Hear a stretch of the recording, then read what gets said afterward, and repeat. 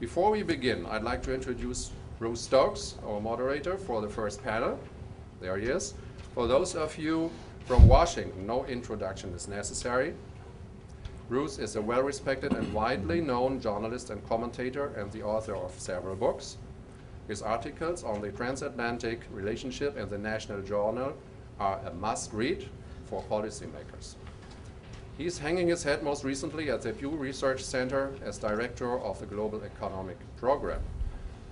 Well, I wish us now a good conference. Thank you to the panelists. Thank you to our co-hosts. I really enjoyed working with you. And now let us check in with Bruce. Thank you. Thomas, thank you very much, and it's a real pleasure and a privilege to be with you all, and definitely with our panelists, because as someone who comes not only from a manufacturing region of the country, Western Pennsylvania, but from a town which has seen a significant transformation of its manufacturing sector, my little hometown in Western Pennsylvania, but has the lowest unemployment rate in Western Pennsylvania because it has been able to maintain its manufacturing sector. It seems to me the issue of how we maintain and grow the manufacturing sector in the United States is of key importance. And I do think that we Americans have an enormous amount to learn from the Germans about this. And with a due degree of humbleness and as students, we should learn from the Germans about what to do. And I think the Germans we have on our panel, all of whom have experience working in the United States, have a lot to share with us, and hopefully in our interaction with the audience, we can develop a dialogue on this aspect of this conference, which is the relationship between manufacturing and growth, and how manufacturing is role it can play in spurring growth going forward. As has been mentioned, the administration has begun to focus on manufacturing as a growth tool. I would say that not just as a criticism of this administration, but prior administrations, it's long overdue. The Germans, I think, never lost that focus. We did, and hopefully we've regained it. But we can't do this alone. We don't live just in an American economy. We live in a global economy. The reason manufacturing in my little hometown has survived is that it exports something like a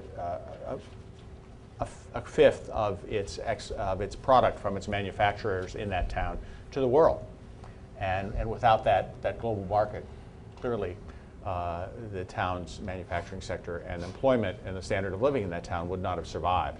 So I think this is terribly important a lesson for us in America to learn. The Germans have learned that because you're an export-oriented manufacturing country. Why don't we start with Josef Kerscher, to my left here, is president of BMW Manufacturing Corp. BMW has made a major commitment to manufacturing in the United States, Josef.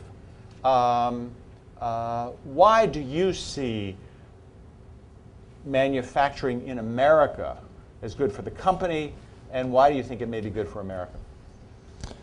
Thank you for introducing me, and generally speaking, it is our BMW strategy.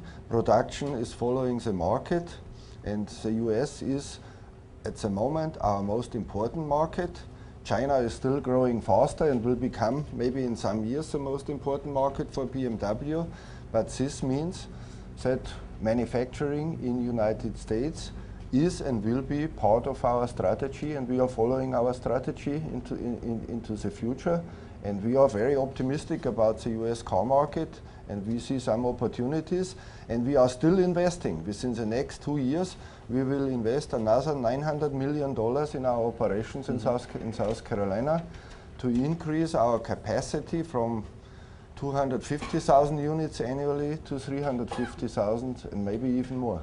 And you've brought with you a number of suppliers as well, or at least they followed you, right? For sure, European suppliers, but we are also working with local American suppliers in South Carolina and around the country. But we see also a trend that many of our suppliers are working in Mexico and moving to Mexico because of maybe being more competitive operating there. So this is a challenge, I think, for the US economy to keep the suppliers. And briefly, you see America as an export platform as well, right? Yes, we are, I think, a very good example.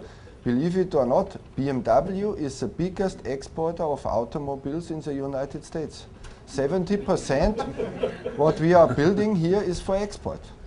I think the audience's reaction shows that this is a little known fact in America, and probably one that needs to be advertised even more. That you do this from what most people think is an uncompetitive and high-wage American manufacturing scene, and in fact, that's just not the case. No, I think this is really a good example that you can be competitive for the world market by doing your operation here in the US. Michael Laszkiewicz, you are the Vice President and General Manager of Automation Power Control Business, Rockwell Automation. Talk to us a little bit about how you see manufacturing, the future of manufacturing in your sector. What are the opportunities for growth here in the US, and what do we have to learn from possibly the German experience as you see it? Very good, thank you. Again, our business, Rockwell Automation, is a business that supports the manufacturing segment globally. Right. You know, we're all about improving the profitability of our customers through productivity. And we like to think we do a good job of that. So we benefit, we benefit very much from a strong manufacturing segment. When you look specifically at ours and our customers' business in the United States, one of the points Madam Secretary Blank made this morning was the issue of a competent, capable workforce. And that is a very significant challenge for our customers.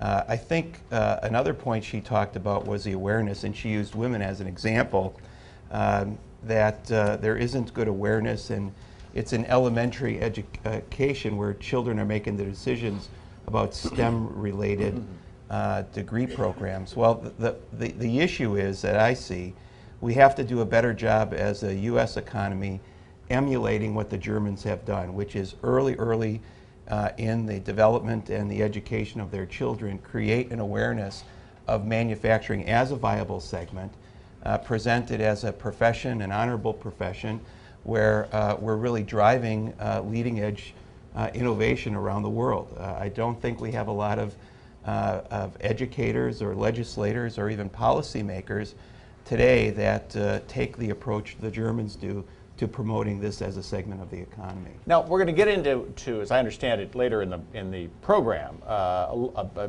more in-depth look at education. But I'm curious. I mean, has Rockwell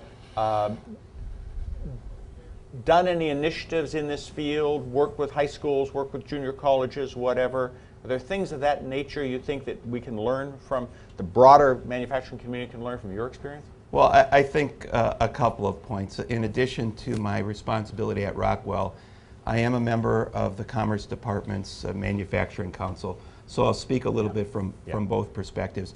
I think the Manufacturing Council, a group of 25 CEOs around the country, would say that the first requirement is that we have to have good collaboration.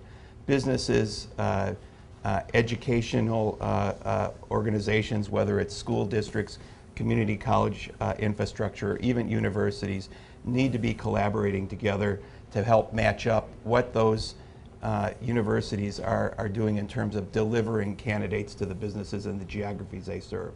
That's one. I think two, like many in our industry in the automation space, we have multiple challenges. The first one is the lack of technical capability as users in our customers' organization, in a good way, probably continues to raise the hurdle on us to simplify how our products and equipment are used. So that's a positive.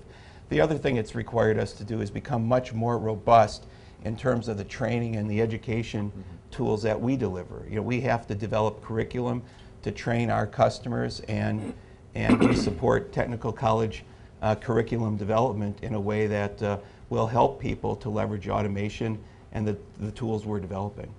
I must say, just from personal experience, this is a huge challenge. In this little town I come from, they have a vocational education program in the high school. Mm-hmm. This is a town in where there are still manufacturing jobs, but there are more kids studying to be beauticians than there are to be in the manufacturing program. So it's a psychological issue as well, in the sense that kids don't want to do this, not because it's not the rational thing to do, but for other emotional and psychological reasons. They don't see it as a viable career. If I could make one quick comment on that, that's really, I think, a concern for the U.S. Manufacturing, not all segments of the economy are equal, I'm sorry, especially when you're in a position of crisis from a high unemployment perspective. Some segments of the economy have an amplifying capability. When you create a manufacturing job, you create more. When I hire 10 development engineers to develop a new product in a market space we haven't created, or we're creating, there's anywhere from 7 to 10 additional employees that will be hired to support that work, that business that's created. That doesn't happen with a beautician. That doesn't happen in the service economy to the extent it does in manufacturing. So one of the challenges we deal with in working with community colleges and technical schools is I know they'd all like more funding and resources, but they also have to have more flexibility to make decisions to reallocate the dollars they have to the programs that are going to really make an impact. Right. And they're going to have to make tougher decisions about what they don't do. Hans Grandin, you are the president and CEO of Komet of America. Komet is a German firm based near Stuttgart. It's a tooling machine company. We in the U.S. have a real problem here. I've done some work with tool makers in the U.S. And it's an interesting division. I mean, in the 80s, at the time of the challenge we faced internationally from Japan, it was clear in our machine tooling industry the need was to go to computer-aided machine tools. We were still not, we hadn't made that transition. But that was a financial transition. If you could buy the machines, you could implement them, you could compete. Today, the challenge is somewhat different. A lot of the original equipment manufacturers who use your inputs are moving to China. And they're saying, you've got to come with us or we'll find a Chinese to do this. And so the small and medium-sized tooling industries, and I'm sure this must be some of the same problem in Germany, are feeling this pressure. It's not just I have to get better at what I do in my home country. I'm feeling pressure to follow my customer to another country. How have you and people you work with dealt with this in Germany? Well, thank you very much, first of all, for the introduction. Well, Komet, I think, is a good example for the typical German Mittelstand, which are the mid-size companies in Germany, which, by the way, employ more people than altogether than the big names that everybody knows, and is basically the backbone of the German industry. Most of these companies, we are, for example, worldwide just 1,600 people with about $250 million in sales. Yeah? So this is a rather small company. But we have subsidiaries in 40 countries. And that's a huge challenge for us, because when you're so small relatively, to have representatives in different countries. But I fully agree with you, you have to follow where the business is. And actually, Komet of America, is one of the oldest subsidiaries of Komet Group. We have our 30th birthday this year. And also one that has the broadest capabilities, meaning we engineer products here, we manufacture products here, because the US market is different than, for example, Europe and Asia. So I think it takes much commitment, but it pays back, because we can participate in in developments in different countries. Sometimes Asia is going strong. At the moment, the US, by the way, is going really strong because I think we could see that very easily because we produce tools that go in all industries in the manufacturing base. And tools are products that are being bought very quickly, not like investment goods. So if our sales go up or down, we could pretty much gauge what's going on in the manufacturing basis. And I can tell you that 2011 was a great year for everybody, and also the first quarter of 2012. It's now a little bit going, let's say, consolidating, but manufacturing is going strong. And as Mrs. Blank said before, I think we all profited from the crisis. We became so much more profitable and competitive in the US, and I think there's a great future for US manufacturing. Now, that's good news for us, but you also have to, as you say, follow the original equipment manufacturers to various locations. Some of those, one I would mention in particular is China. It seems to me there are particular challenges for companies like yours and companies like ours who have to do that, and that's intellectual property. I mean, you have your own intellectual property. The protection of that intellectual property is core to your business. Hopefully you don't have intellectual property problems in the United States. I hope if you do, we'd love to hear about them. But in terms of piracy, people worry about China in particular.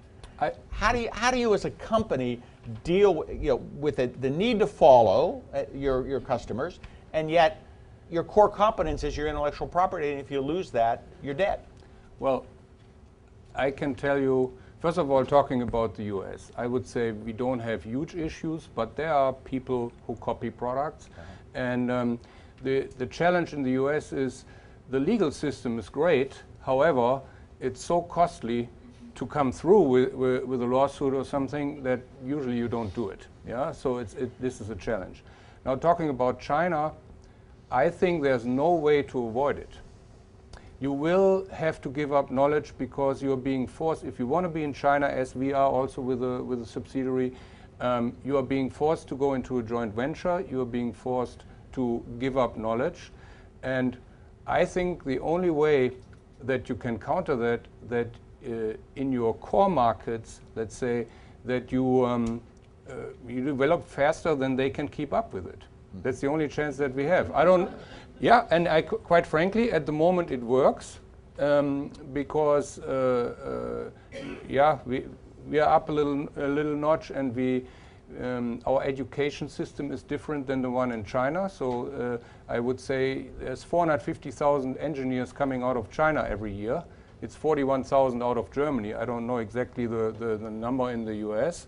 But most of these guys are followers. You can teach them something, they can copy it. But even to formulate a problem is an issue. But I don't think in 10 years this is going to be the same thing. So we cannot avoid it. That's clear. And I don't think that legal systems will change it. I don't think that the Chinese culture is really caring about that. Well, I mean, to paraphrase what you just said, it seems to me that we both face a similar external challenge, which is to run faster than the competition, which has always been the case in a market economy. It has maybe particular challenges in this day and age when we're competing against a state-led capitalism in China, and so that poses its own challenges. I'm curious whether any of you have a thought about, is there an advantage to closer cooperation between the US and Europe on manufacturing issues as a way to help us run faster than the main competition, which is China, and to a certain extent India down the road, and Brazil maybe someday? Are there any advantages to cooperating together on this? I mean, obviously the integration of our two markets is one of those, but I mean, any thoughts? I mean, you're doing that.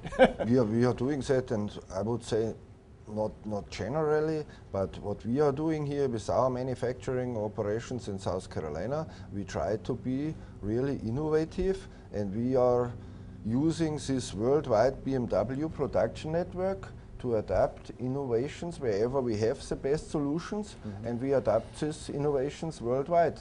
For example, what we do in logistics to bringing in thousands and hundred thousands of different parts, because we are very flexible by producing for the world market. We developed a system here in the United States, which is, in our point of view, the most advanced ones. And we are using this system now for our operations in Germany and also for our operations in China. This is what we call our worldwide production network, but this is BMW internally.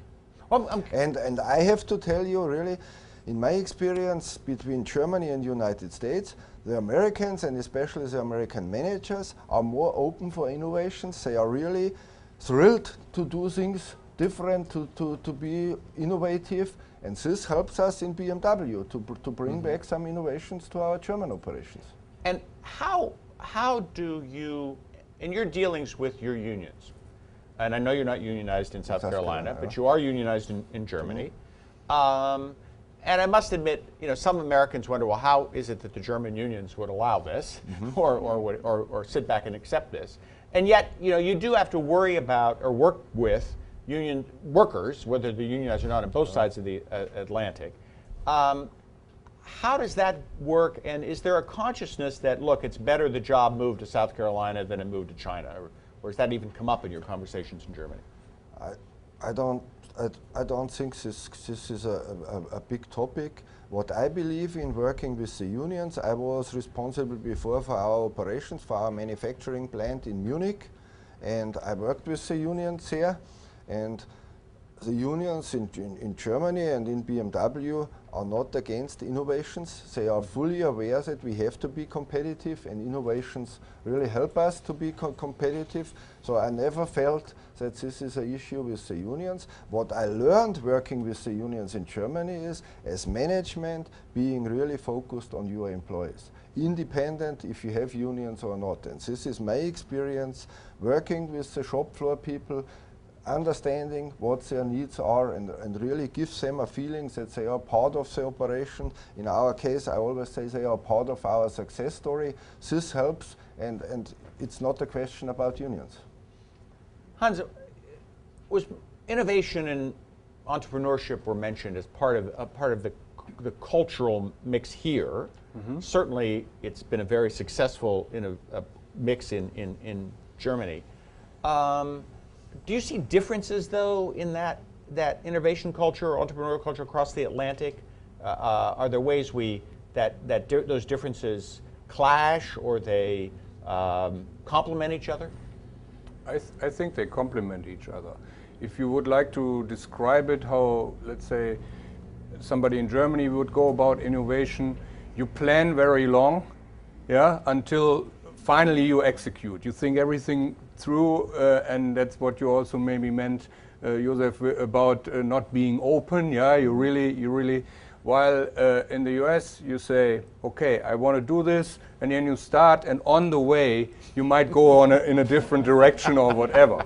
And I think both approaches have their merits. And the cooperation of different people from a different culture, that really helps. But how do you manage that inside one corporation, though? I mean, where you've got Americans doing it one way and Europeans doing it the other way. Yeah, well, but we have Americans working in Germany, Germans working in the US, so, and for longer periods, let's say, so we teach each other these different approaches, and I think it's very helpful. Michael, when you're working with clients in Europe or clients here,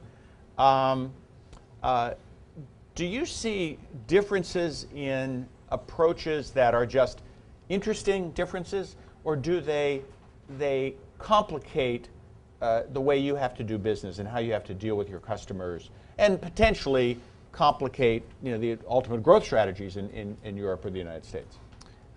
That's an interesting question. I'm not exactly sure how to answer it. I would say we, as a designer and manufacturer of products, that's one part of our business, but we also engineer and deliver solutions, and we do that in 80 countries around the world. So just like my colleagues have defined, being close to the customer, close to the market that you serve, allows you to do things a little bit differently in the implementation of an automation solution in Germany versus Brazil versus China, depending upon the capability of the customer's organization, their specific goals, and quite frankly, the budgets that they have to work within. So I think for sure there are differences.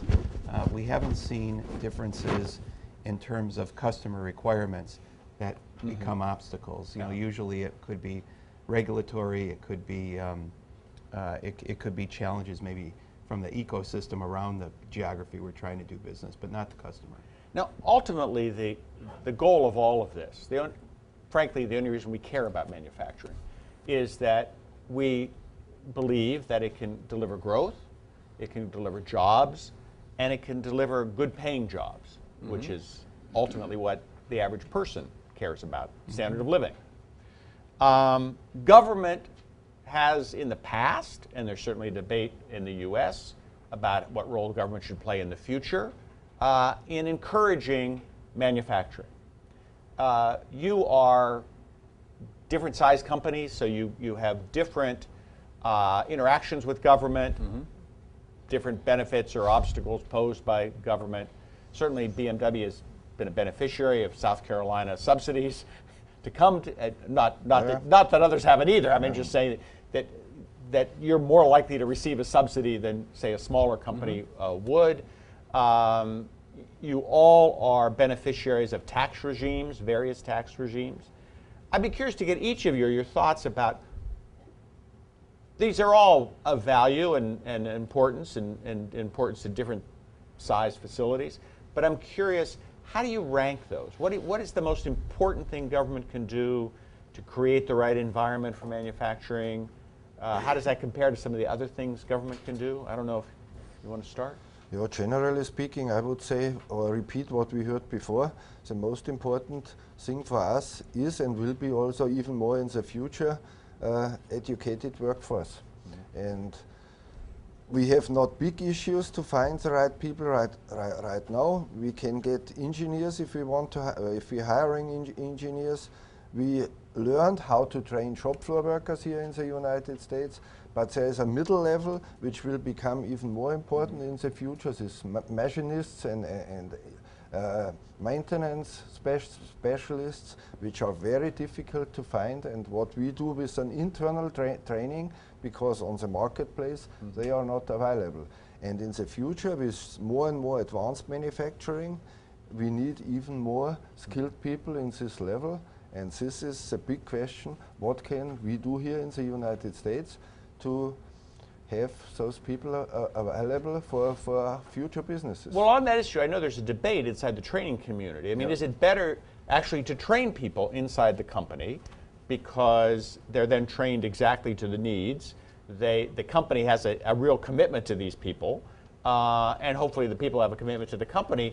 But of course, the problem for that is that you could train the person, he walks out the door and walks across the street and gets a job with your competitor. So you have certain limitations on how much of a commitment you're willing to make.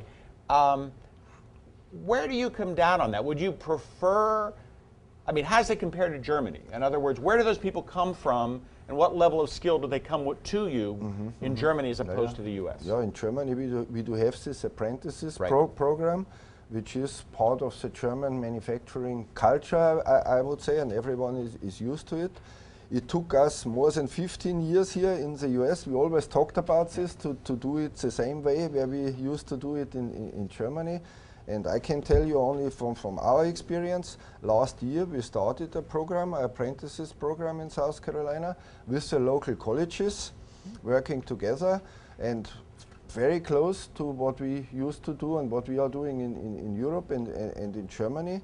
And in some years we are very optimistic we will see the same output. But this is a special program for BMW.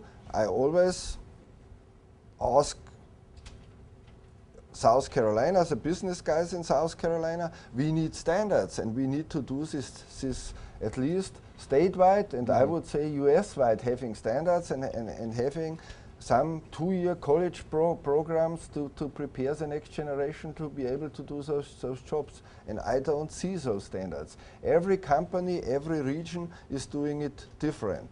And this makes it difficult, and makes it also difficult when European companies want to come over here. They ask me always, how is it with the workforce? And they do not really understand the situation because it's so complex. Yeah. This is a disadvantage. Yeah, everyone jump here. And I would second that. I talk to many companies in our size and bigger companies who have apprenticeship programs, but everybody does it his style, and there's nothing standardized. Yeah, so that is something.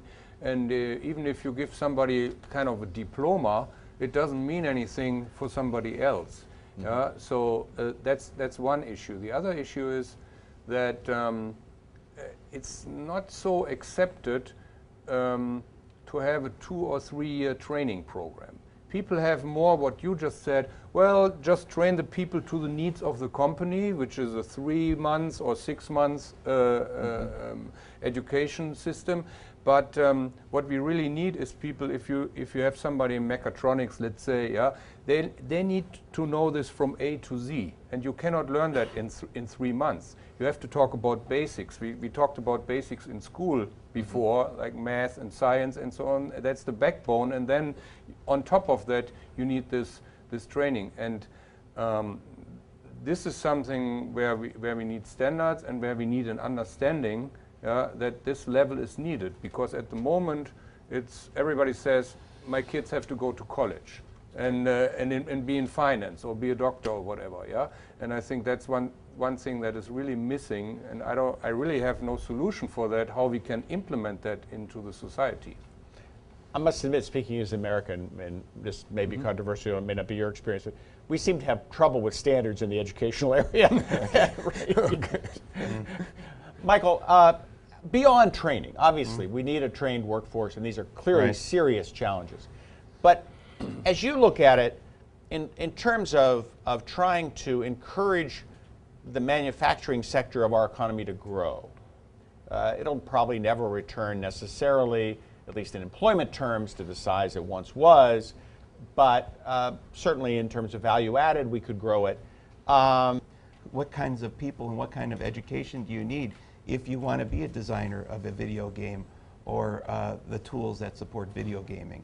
Those things don't happen the way they should. So it's a great suggestion. Interesting point. Would like to go back in the back? Bridget Mathieson, or Birgit Mathieson, the Washington Office of Canadian Manufacturers and Exporters here in Washington. Bruce, just your remark about the beauticians. I think for every woman in this room, we all wanted to leap out the window when we heard that remark.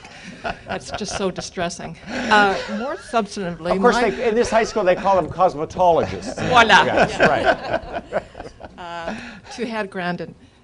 Your very quick comment or very quick passing remark on the legal system and litigation here in the United States, and the cost of litigation is obviously a concern to some of our members as well. But that compared to expected changes in U.S. policy or legislation on corporate tax reform, probably in 2013, of the two, which is the issue you're most watching or is most problematic to a company like yours? And for the gentleman from Rockwell, Mr. Laszkiewicz, would they be the same? Good question. I think from a tort reform perspective, you have a little bit of control as a manufacturer, because if you have good practices internally around design review and designing to ensure that you understand, where the original art is, and you're designing to avoid patent infringement, you can control that. If you're thinking about safety in advance of the design of your products and where all of the risks are, real good risk assessment gives you some ability to mitigate risk related to tort reform, although I agree it's a very important issue that is a much higher expense or potential expense in this country than in others. I think what we can't control is the way we're regulated and taxed right now. What we're trying to, with events like this, create awareness and make sure that our opinions are understood, and we're trying to influence our legislators. But I would have to say the lack of our ability to compete because of the added burden of a high tax rate and regulation is probably a little higher priority. Hans? I would second that. And I would like to add, there's two things that we are concerned about. One is the tax rates, which are the highest in the world. And the other thing is, we as a small company, we are profitable and we pay taxes. There's quite a few large companies who are profitable and don't pay taxes. And that's something that we're really concerned about, and quite frankly would be the fix. If they would pay taxes, then the whole tax rate could be lowered. We heard that before from other people more famous than me.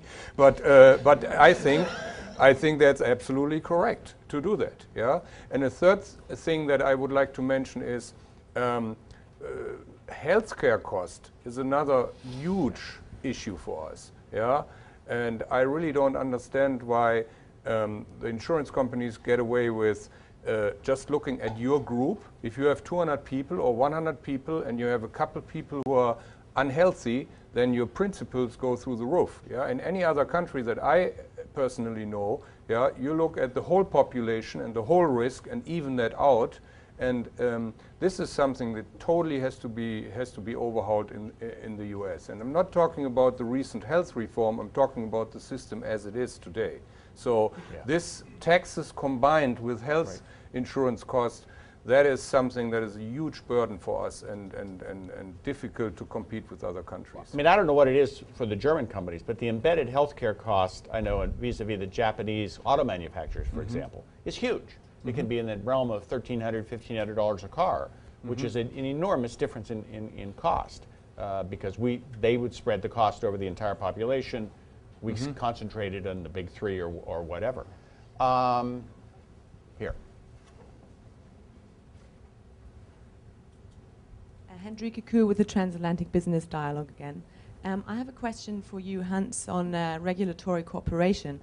I would like to know, because that's at the heart of our work at the Transatlantic Business Dialogue, is regulatory convergence and regulatory cooperation between the US and the EU. And we understand it's a huge issue for most of our large members, but I understand it's a problem for SMEs much more than it is for large companies, because obviously larger corporations are rather capable to deal with different regulatory regimes than SMEs are.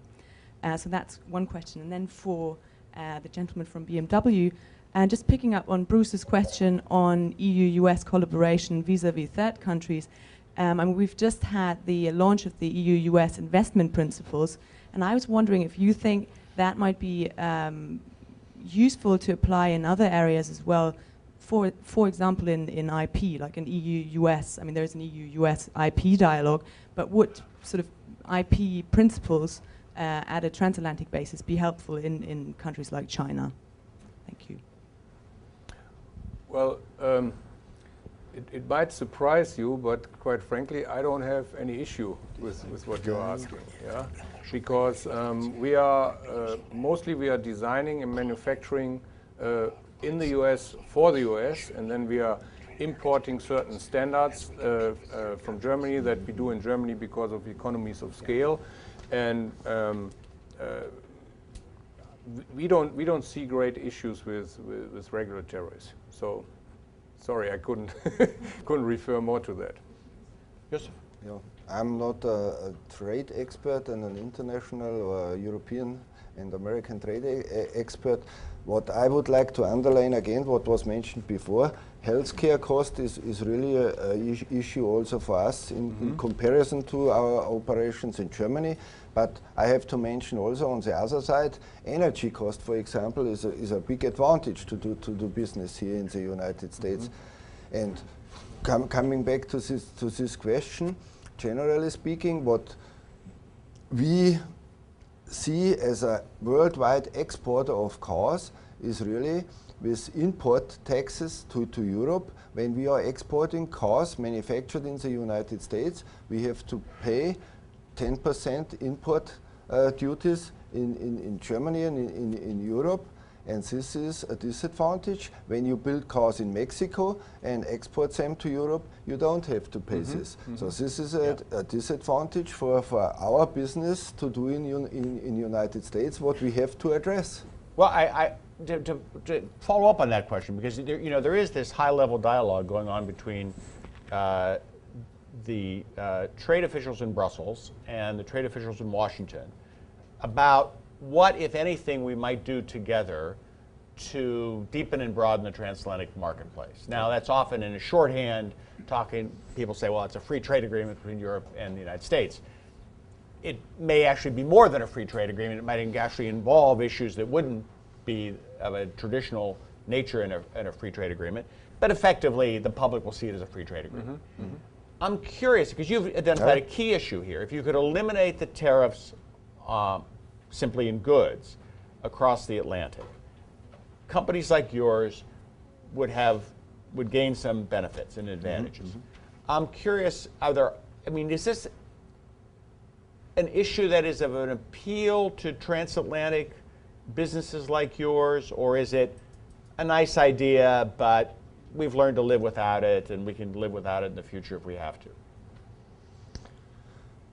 Yeah, I see it as a disadvantage, at least for the US economy, to attract more business from Europe, because what we heard before, manufacturing will be international, worldwide, and there is a worldwide competition. And if you have a 10% disadvantage by doing business here, you cannot be successful in the future, and you have to think about where else is a place to avoid this 10% disadvantage. And this is what I think we have to address. Michael, I would agree with Joseph. I would agree maybe to your second remark that you made. For us, this is not really the focus, because I'm usually importing from Europe, and freight and duty is not the major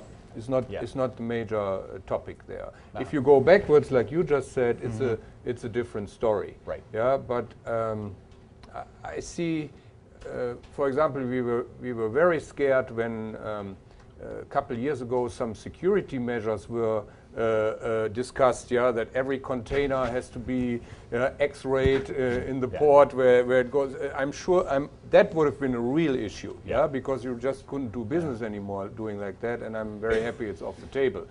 These are the things that make us nervous. That was a scary proposition for a short period of time. Here, in the middle,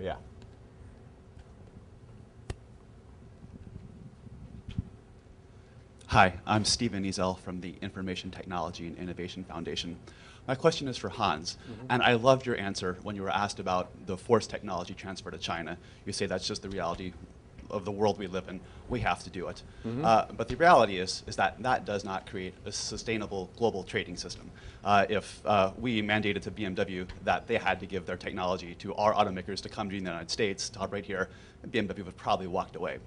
Right? So my question is to you, is that's just not a sustainable system for you or for the world. What can policymakers in the United States or in Germany or in Europe do to better represent the ability of firms like yourself to protest those types of actions of foreign governments to force your technology transfer, whether it's them giving you a tax credit to bring a trade case before the WTO, or just stronger partnership between US and Europe to prevent that happening? I'm not very optimistic about this, quite frankly.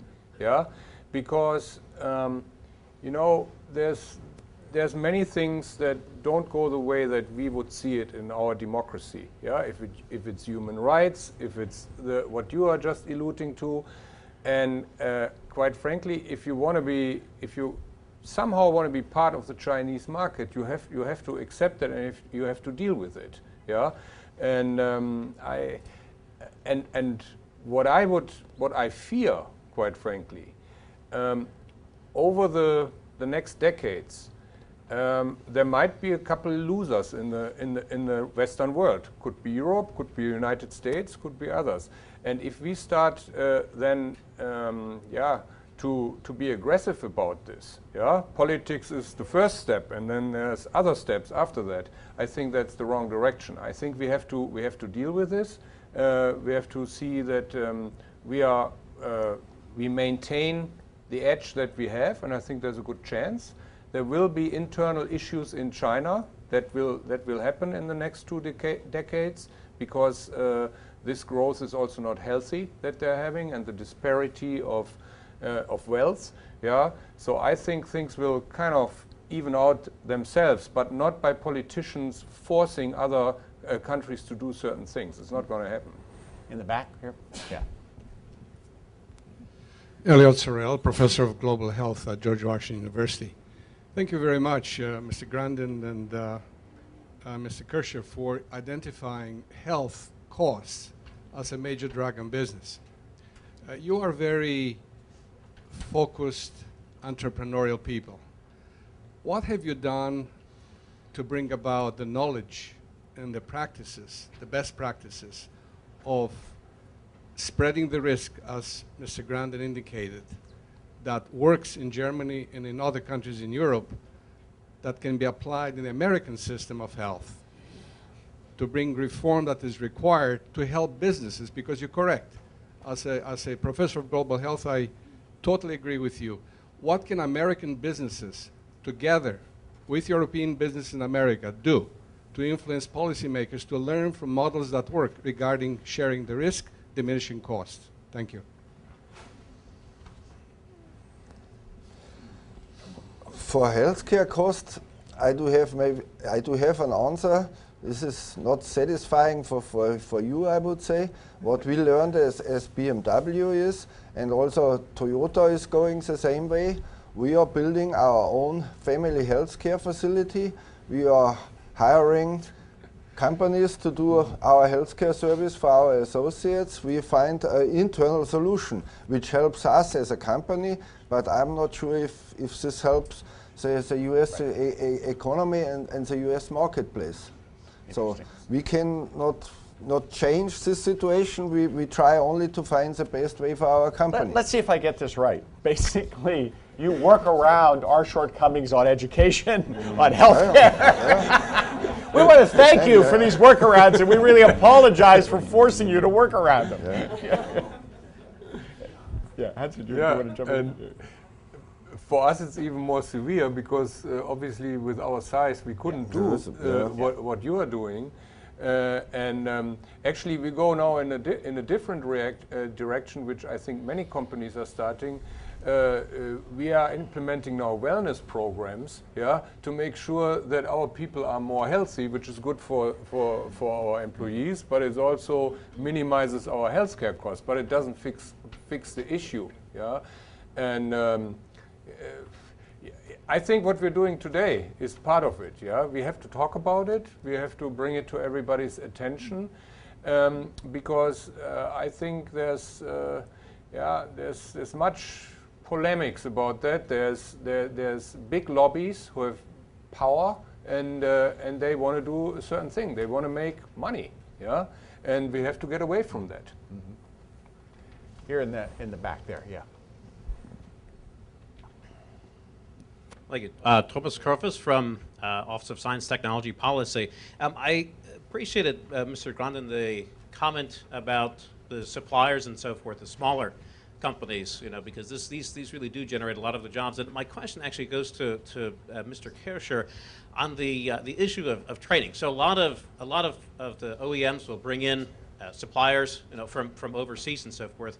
Can you speak to us a little bit about what the education, issues are? So, why are you bringing in the suppliers, from, your suppliers from overseas, and how their education would affect this decision, and then if any of this would be limiting in terms of, potential expansion down the road? Yeah, it is what we tried to address before. For us as BMW Manufacturing, it's maybe easier and not a big issue to get the right people and to get the right skills. We are paying very well. We are a known company, and I would say nearly everyone would like to work for BMW in South Carolina.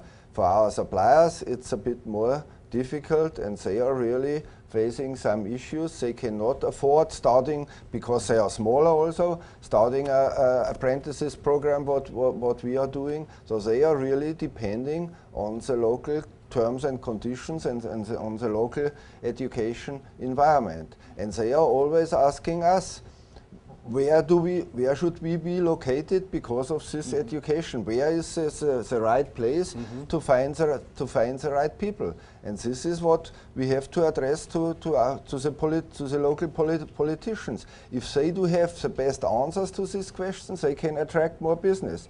If we don't have these answers, they are maybe thinking about, in this case, we are going to Mexico because wages are lower there and we can afford to transport our goods to the United States. And this is the key question. I do not have the answer, but it has to be addressed. I think it is addressed, but I do not see a general solution right now. Right here, yeah, in the front, yeah.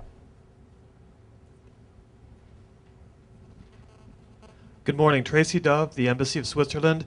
I have a quick question for Mr. Laszkiewicz about our K-12 education system. Quite often we have students who are in high schools the last 2 years who don't really want to be sitting in the last 2 years of high school. Would you foresee that it would be beneficial to a company like yours in the event that we offered greater vocational education within the K-12 before waiting to go on to the community college? Absolutely. And there are some excellent examples of that already in the state of Wisconsin. The Plymouth School District has, it's an interesting example. They have the lowest, they're in the bottom 15% of the state in terms of cost per student to educate a student in their elementary school system. They produce, they're in the top 10% in terms of the ACT scores they deliver, but they don't just focus on college. They've integrated Lakeshore Technical College curriculum into the high school. And you can go into a classroom there today and see juniors and seniors working on complex CAD programs and learning engineering fundamentals that will be applied, and they'll even get credits for their technical college curriculum while they're still in high school. We support that as a business. It's a school district we stay very close to. A couple of keys to success. They have very strong engagement from manufacturers in that school district, and a great teamwork between the high school, the school district itself, the technical college, and business. Those are keys to success. One issue that's not been raised here, and I want to raise it, is one of the differences between Germany and the United States is that we are a nation of immigrants. And we have a much despite the current political and ongoing political debates in the United States about immigration, we certainly have a much more open immigration system than at least Germany has had in the past, although Germany's rapidly changing on this. I think we don't give Germany full credit on that. But I'm curious, as you think about your businesses, what role does the availability of a bigger pool of talent through immigration play as you think about decisions where to place firms, where to do business? Yeah. You know, we are in Chicago, and Chicago is the second biggest city, Polish city out of Warsaw. Yeah. and that's a big plus for us, because from Eastern Europe you have many people who are educated in craftsmanship, in mechanical crafts. That is one plus for us, that we have these people available. Yeah, but on the other hand, it's kind of sad that that we have to go by this. You know? Yeah. And again, what I see with our business, we can be competitive, not only on the cost side with our operations in the United States. I'm always asked, can you be competitive also on the quality side with premium products, what we are building? And I can tell you, we can manufacture premium BMWs here in South Carolina as good on a quality level as we do it in Germany, as we do it in China. This is a big success story because this was the biggest risk many years ago. And I am in very close contact to Boeing, because they are building also now, and they built a new plant in South Carolina, and the first Dreamliner rolled off some weeks ago. and they do have the same experience. It is possible to do it also in the south of the United States. And our operation here within BMW is really a success story to bring it in the right relationship. What we have to think now is what to do to be prepared for the future, because manufacturing is not standing still. The competition is getting stronger, not only in the US, it's a worldwide competition, and we are moving more and more what we call advanced manufacturing, what makes it even more difficult. And we have to think about what to do today, what qualification do we need to do to be successful in 5 and 10 years. This is what we have to address and what we have to work on. Running to the end, and actually this is a great point to end on the future. I mean, Hans, yeah. And I would like to second that, because we have to look at the bright sides also. Yeah, and once you have employees in your company and you have trained them and so on, it's a great workforce. Yeah, the people have a very open-minded attitude. Yeah, if you need to do changes which we had to do after the crisis, where we needed productivity increases by doing lean and all these things, actually we were just voted in our group. Komet of America was just voted the benchmark for lean manufacturing. Yeah. So, but these are people who are 10 years with the company, 20 years with the company. They know the culture, and then they are, like you said in the beginning, they are much more open for change. Yeah. So there's very bright spots. I don't want that to be misunderstood that everything is negative, but we need a vocational training system, and I really welcome your proposal to say, let's not do that after high school. Let's do that after 10th grade or whatever, and let's start with that, because there's like 50, 60, 70% of the kids who might not go through college, and they need to learn something else. Michael, you have the last word. Yeah, I think we started this morning talking about this as a good time, and it is a good time because on an optimistic note, the capability in the U.S. to deliver safe, sustainable, highly productive manufacturing environments where employees, have the capability to do their best work wherever they come from, whatever their background is really a strength of ours, and we're demonstrating that in the growth of our segment, the manufacturing segment of the economy today. And I think the future is pretty bright. We've got to rely on some good policy and decision making going forward, and we've got to continue to stay focused on this as an opportunity. But I do think it's a very bullish future for manufacturers. It's a great note to end on. I'd like to thank our panelists, and let's give them a round of applause.